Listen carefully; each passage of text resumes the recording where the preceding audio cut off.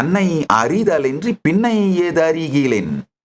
தன்னை அறிந்திடிற்பின் என்னை ஊழாது அறிய பின்ன உயிர்களில் அபின்ன விளக்கமேனும் தன்னைத்தானில் உணர மின்னும் தனுளான்ம பிரகாசமே அருள் விலாசமே அகவிநாசமே இன்ப விகாசமே ஐயே அதிசுலபம் ஆன்ம வித்தை ஐயே அதிசுலபம்.